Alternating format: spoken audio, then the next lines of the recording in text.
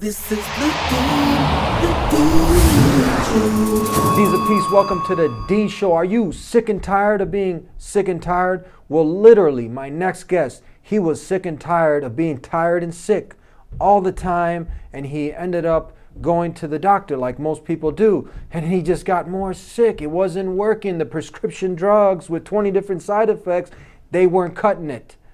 And he took off on a completely different journey. He started studying food and became a top nutritionist in medical clinics, including one of Dr. Mercola, who he worked with for over 7 years. And he is here with us. He's empowering people on how they can make a change and get more energy, become more vibrant, cure many of these ailments and illnesses that are affecting the majority of people living today because they're not eating real food. And we got an expert in this area to cover this very important topic. We'll be right back. Don't go anywhere. This is the Dean Show.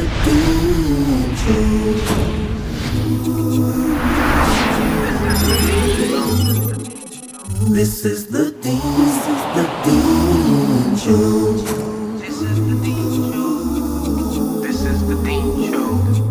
This is the Dean Show.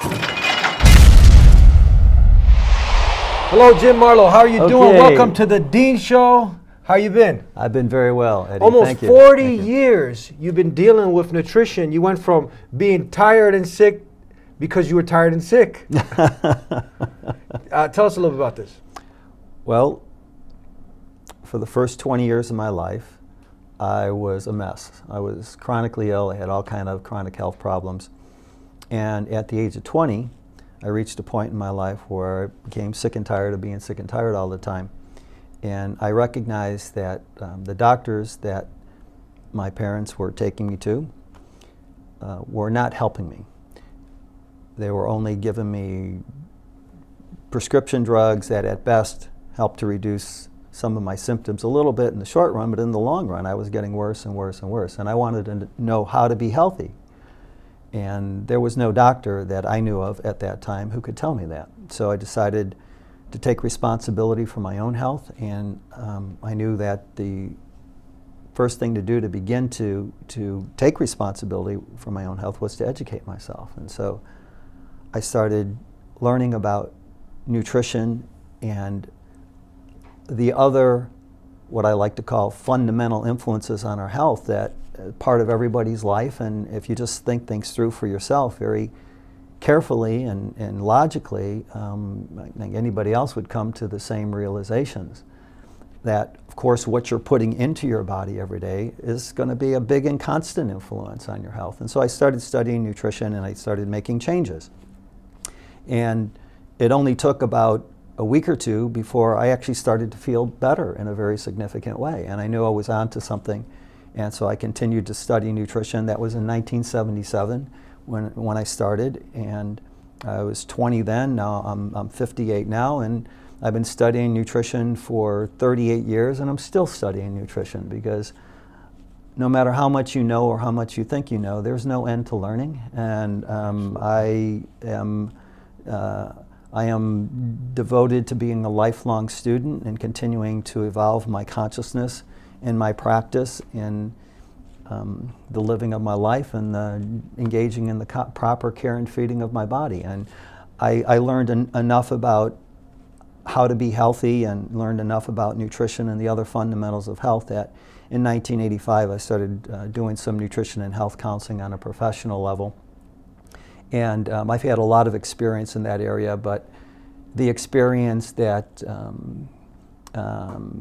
people might like to hear the most because they may recognize, they may be very familiar with this natural medicine doctor, is for over 7 years I was the chief nutritionist at Dr. Joe Mercola's Optimal Wellness Center when he had a very thriving practice in Schaumburg because of the popularity of Dr. Mercola's website, and he claims that he's got the most visited website on the internet in regard to nutrition and health topics. And That may be the case, but his website has been quite popular for quite some time, and because of the popularity of his website, we were probably the busiest nutrition-based health center in the country in what I like to call the glory days of that clinic from 2000 to 2007, and that's when I was there.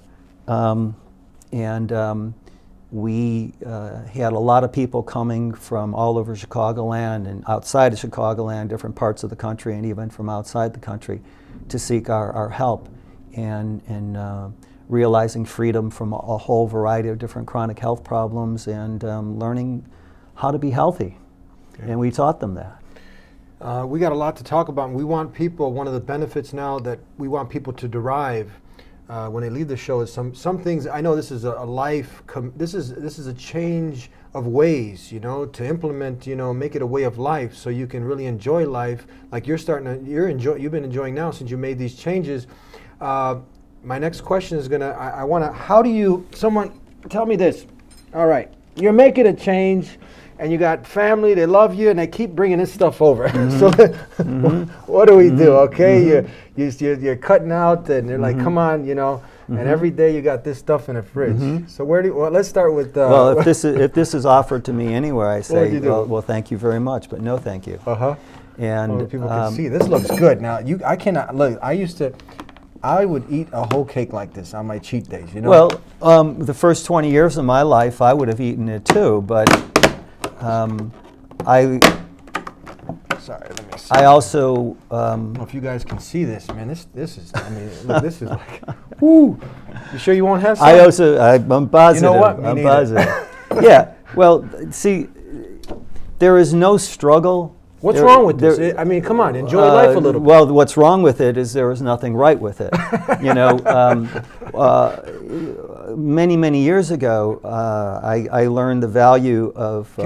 Can't you smell it? Yes, I can, but it's not enticing at all, because I don't even see that as food. That's to me that's fake. That's fake food. It's not anything I want to put into my body. I want to honor my body with the very best quality nutrition that is available to me, the very best nutrition that God and nature have to offer. That's what God had given us. We can right away agree, this is not food. No, you can say what's in here is poison. Sugar is poison.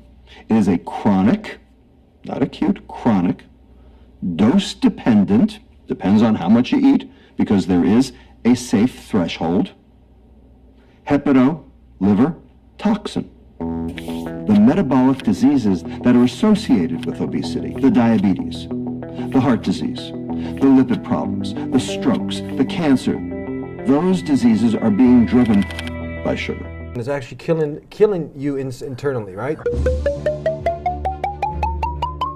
But now that 60% of the population is overweight or obese, and diabetes rates have tripled, is it possible that we've been given the wrong advice? What goes into some of Well, this?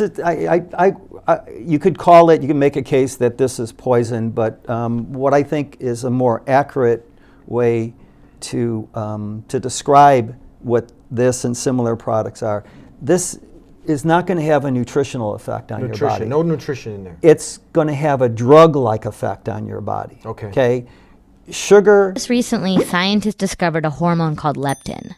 Leptin's job is to tell your brain that your body's had enough to eat. Guess what gets in the way of that job? Sugar. When you indulge in soft drinks and junk food, your brain has a hard time recognizing leptin, so you stay hungry longer and eat more than you should. This causes problems with your pancreas. Your pancreas produces insulin, which helps regulate your blood sugar. The more sugar you have in your bloodstream, the harder your pancreas has to work. And an overworked pancreas can lead to bad things: obesity, metabolic syndrome, and type 2 diabetes.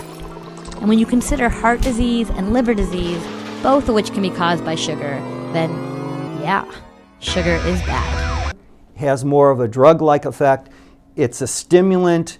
It can make people feel better for a few moments, or maybe even a little bit longer than that, but it's not having a nutritional effect on the body. Sugar... Fructose is the sweet stuff that's in sugar, and high fructose corn syrup, sugar's newer and cheaper twin. Fructose can do damage to your body in ways we are just beginning to understand. Sugar is actually the most common addiction in America and probably the rest of the world where they have it available. But sugar... The obvious suspect at the moment is sugar. Sugar is driving all of the chronic metabolic diseases that we know about today. ...is an addictive stimulant, and I know most people don't see it as that, but it's a substance that only at best is going to cause what I call metabolic turmoil in your body. It's going to make it harder for your body to be healthy. And I think it's important to mature and to evolve your consciousness, doing this as a kid when you don't really know better, and unfortunately if the adult world around you, they don't understand how harmful this can be to health, and the adult world is very good at turning children into addicts for sweets, because they project their own food preferences and their own addictions on the children, and then the children become addicts for sugar in some form. But it doesn't have to be that way. And one of my most important teachings is that the sooner we develop what I call nutritional integrity, the better. Nutritional integrity is all about setting standards for what is acceptable food and drink for your body, and then being faithful to those standards. And it's quite amazing to me, in an unfortunate way, that I've known all too many people who they're very accomplished in many areas of their life, and they have integrity in many areas of life, but when it comes to their nutritional integrity, they eat whatever. They'll put anything into their body. Let's hold right there. We're going to actually, and we want you to give us, because someone's like, look, my life's over now. If I can't have this, maybe you can give something that we can take this away and replace it with something healthier. So let's go. Well, we're going to take a break. But you know what, Eddie, we need to address... we're going to get rid of this. A person's current state of health. Because if someone is not currently suffering, if they're not currently bothered by some type of health problem that they want to be free of, in America, typically, they have no motivation to want to give that up. We're going to have to find some motivation, people. We got an expert here. We got a lot to talk about. Don't go anywhere. We'll be right back. Please subscribe to The Dean Show. Follow us on our official Facebook and Twitter pages in the links below. Please also help support The Dean Show by making a donation in the link below. And don't forget, as I asked you to do already, if you haven't, subscribe right now.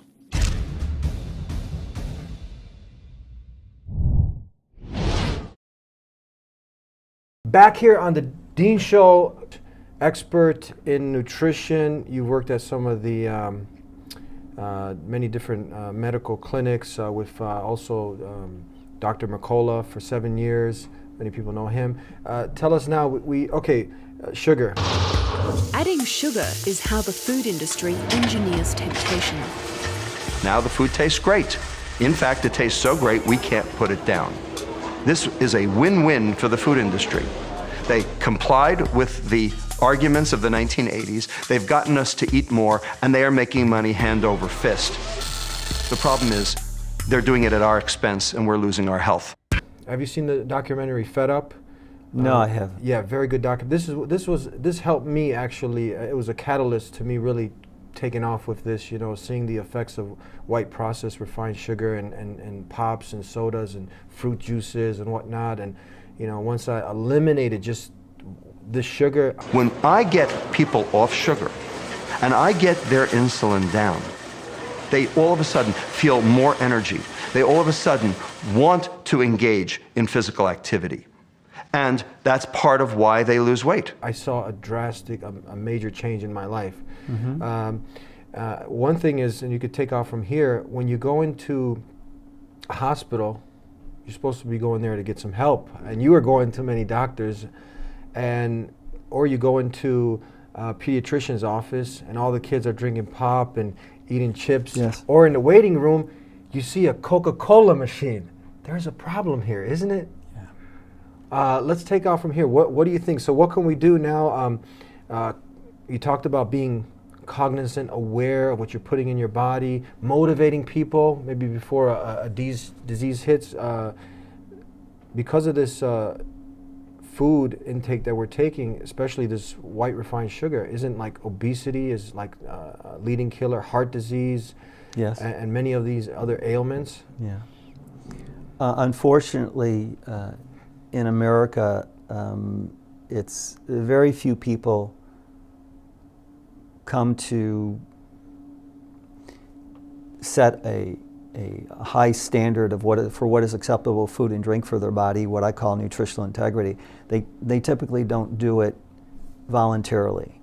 They've got to be forced into it. It's like their own deteriorating health, their own body screaming at them that they need to make some changes is usually what is necessary. And that certainly was true in my case. My favorite foods for the first 20 years of my life were pizza, ice cream, fried chicken, Fannie Mae candy, and fast food burgers with French fries. That's about probably 99% of people right now. Yeah, and not everybody is equally harmed by it to the extent that I was.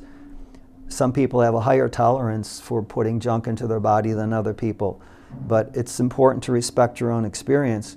A very unfortunate thing about many people, and was my experience, that I never saw a doctor when I was growing up. My parents took me to a number of different doctors. I never saw a doctor who even asked me what I was eating, as if it's completely irrelevant, which is, of course, not the case. It's a fundamental influence on everybody's health. And it's one of the influence that, especially as adults, we do have complete control over. But I was talking about nutritional integrity, and hand in hand with nutritional integrity is a consciousness practice of becoming what I call a nutrition first eater. And a nutrition first eater is simply someone who considers the nutritional value of what they're eating before they consider the taste, the convenience, the price, the appearance, the shelf life. All of that can be considerations, but if you're not considering the nutritional value of what you're eating first, then you're only ever really going to nourish yourself by accident. And if you're only ever nourishing yourself by accident, your health is going to be in a precarious state, because what you're putting into your body every day certainly is going to influence both the structure and functioning of your body sooner or later. Some people are more sensitive to their nutrition than other people, but even people that may brag that they can eat anything, they have a cast iron stomach and all of that, eventually they will be affected by what they're eating and drinking. It may just take longer for some people to experience the consequences of putting junk into their body.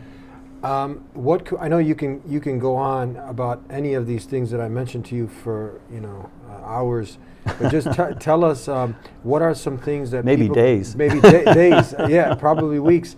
Tell us, what can people do that I'm gonna name some names of some popular items, and then get your thoughts on them in a couple sentences. Okay. Coke. Do you think people have any idea how much sugar's in it?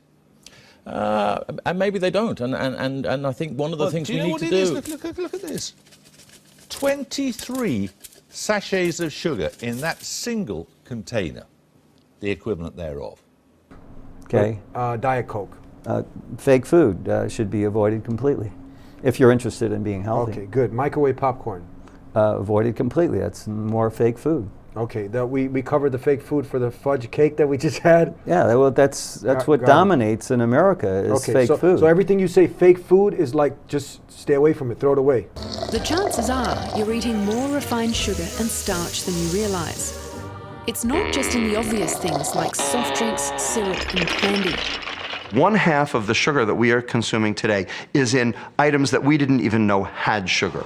Tomato sauce, barbecue sauce, hamburger buns, hamburger meat, all sorts of processed foods. If you look at virtually every item in the store that has a food label, it has some form of sugar. Yeah. If you care for your body. I'd like to share with you my simplest teaching on nutrition. Yeah, make it easy, because many people, we don't want to lose them, and they're like, give me some direction. This is worth This is worth writing down. Write it and down now. Posting this on your refrigerator. But call this Nutrition 101. Okay. If you want to be real healthy, then eat real food. Real food. And real food is simple food that does not come with a label with a list of ingredients.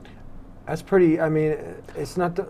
All the best real food, health-building food, optimum health-sustaining food that nature has to offer us, fresh vegetable nutrition, fresh fruit nutrition, fresh whole grains and legumes and nuts and seeds and fresh meats and seafood and eggs and most dairy products, there is no label with a list of ingredients. There can be, especially with dairy products like with cheese and yogurt and kefir, cottage cheese, there can be a label with a list of ingredients, but if you're getting the really good products, there's not going to be more than 3 ingredients. I like that. So real simple. Anything that the Creator has given us to eat is natural. Like if you want something sweet, can we say like, I mean, are these real foods? We got yes, sugar that's here. real food. Okay, this is a keeper. We're keeping it. Yes. Banana. You don't real food. You're not going to make a phone call with, but you can eat it. Real Look. food. All right, this is good.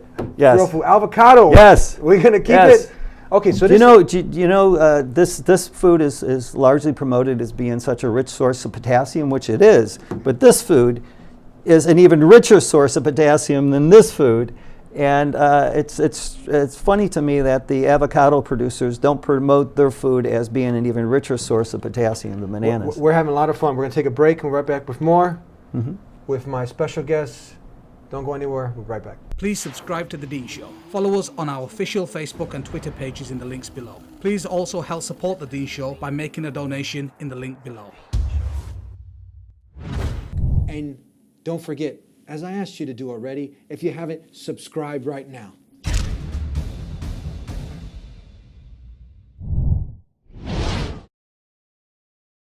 All right, back here on The Dean Show. We're just getting warmed up. The time is flying. Let's keep it going. I'm going to mention vegetable oils. Many people cook with, what is it, canola oil and whatnot. If you're going to cook, I mean, what do you think? Using vegetable oils? The first thing. That's another popular The first thing people need to know is there is no such thing as vegetable oil. That's a made-up marketing name that most people have bought into, but there is no such thing as vegetable oil.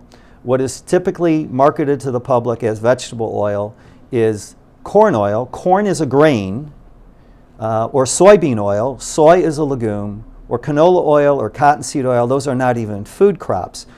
You could call them plant oils, but have you ever seen the oil from broccoli or tomatoes or bell peppers or asparagus or spinach or lettuces?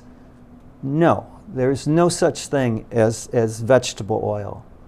So that's another. We can say garbage. That's propaganda that is used to market a product because everybody has positive thoughts about vegetables, and so if corn oil was marketed as it is, just corn oil or grain oil, I'm certain it wouldn't sell as well, but marketing it as vegetable oil, people obviously have bought it, they continue to buy it, but corn is certainly not a vegetable.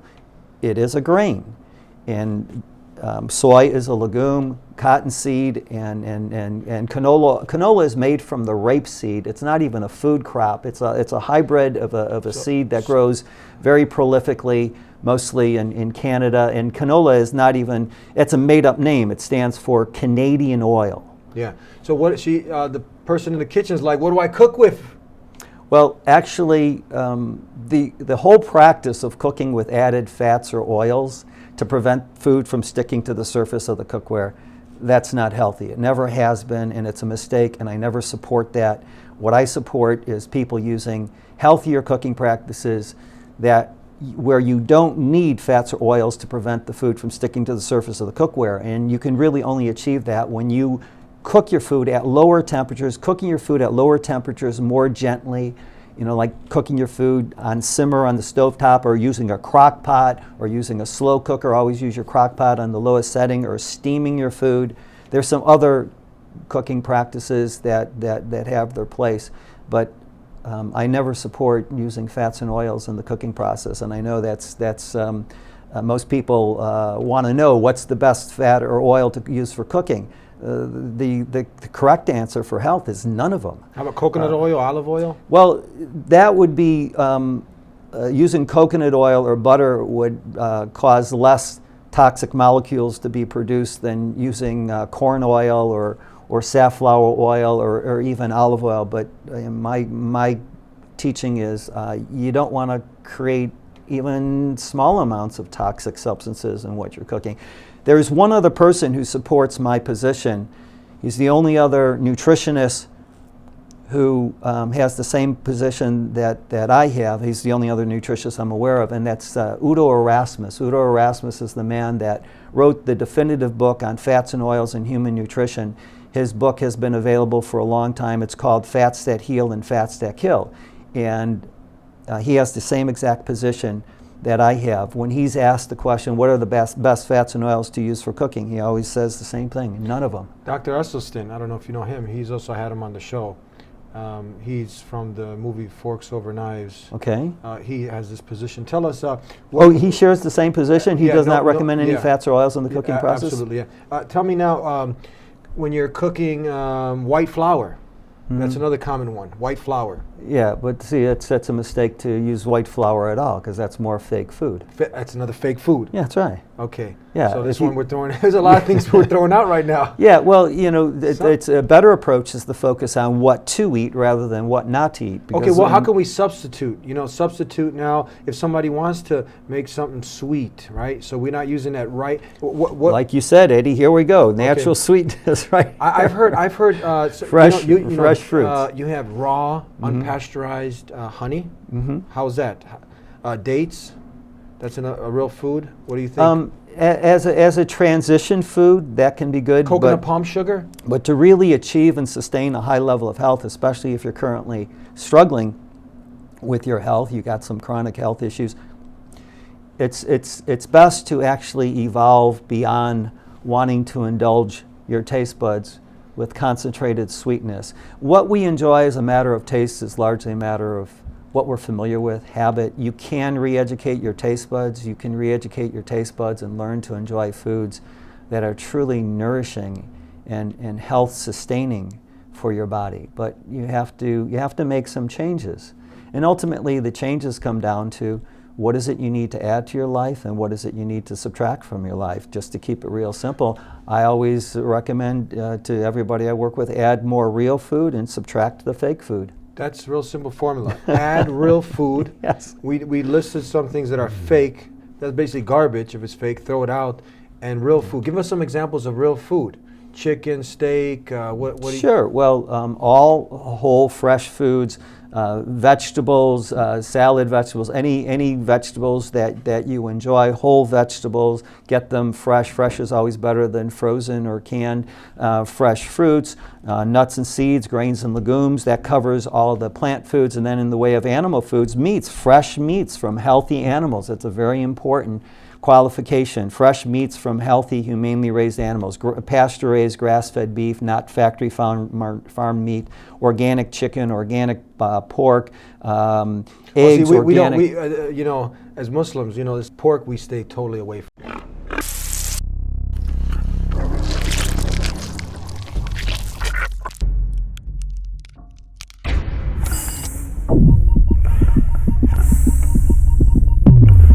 Allah has forbidden everything that harms the body and the mind and saps the strength. Everything that is harmful to a person is not permitted.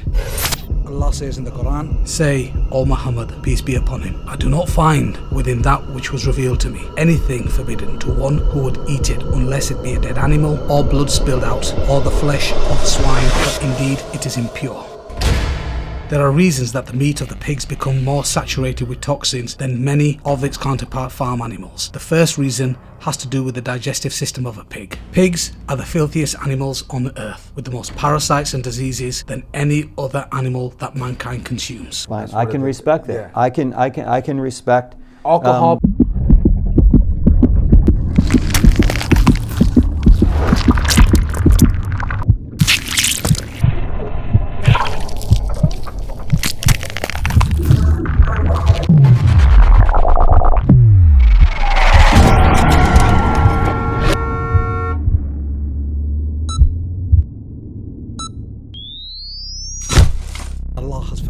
everything that harms the body and the mind and saps the strength. Everything that is harmful to the person is not permitted.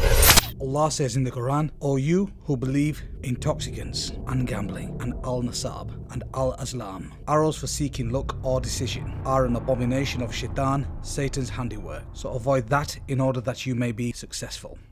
When considering the world's worst killers, alcohol likely doesn't come to mind, yet alcohol kills more than 3 million people worldwide each year, including drink driving, alcohol-induced violence and abuse, and a multitude of diseases and disorders. Alcohol causes 1 in 20 deaths globally every year. Alcohol kills 1 person every 10 seconds worldwide. Alcohol causes some 3.3 million deaths in 2012, equivalent to 5.9% of the global deaths. More than AIDS, tuberculosis, and violence combined, and it is on the rise. All pork, that's kind of the dietary, and Yes. then the meat that we eat is also, it's supposed to be meat that it's what's called halal. Exactly the same way all the prophets have done for thousands of years.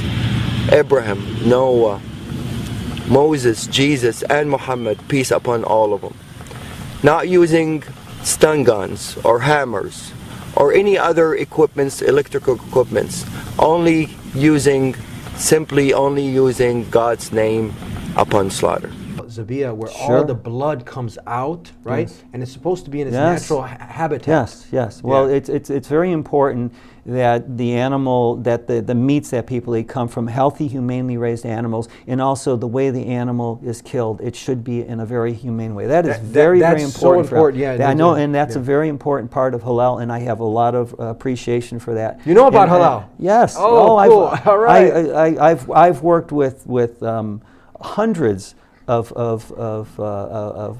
people over the years who were of the Muslim faith. In fact, a very good friend of mine in Houston, Texas area is a Sufi. Yeah, we're actually out of time. Okay. And hey, there's a gift for you. Well, Thank you very much for being with us. You got if you open, you got a little gift box in here. Oh, great. Okay. Yeah. So. Is a gift for you. Okay. Look, can we have you back? This is something that I love talking about. We didn't even talk about vitamin D and zinc and all these other vitamin C's. We got a lot to talk about. Maybe on another episode, could we have you back? I would enjoy coming back very much, Eddie. Thank you so much. All right. Thank you so much. God You're bless very you for being welcome. with us. Thank you. Thank you God so bless much. you. And that was our special guest, Jim Marlowe, chief nutritionist, going on 40 years, worked with the likes of Dr.Mercola and other specialists, experts in this field here on the Dean Show to enlighten us.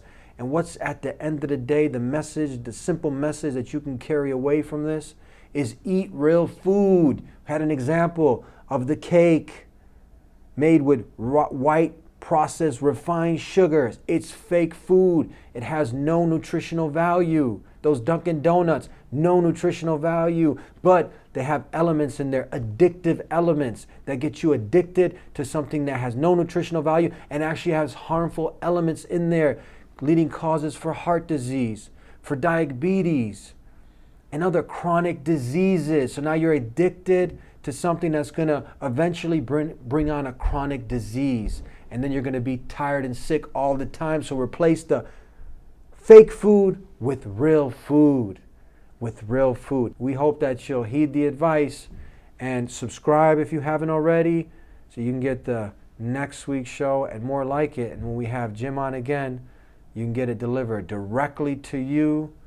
Fridays every week, come back. And until next time, we start with peace, we end with peace. Assalamu alaikum. And don't forget, as I asked you to do already, if you haven't, subscribe right now.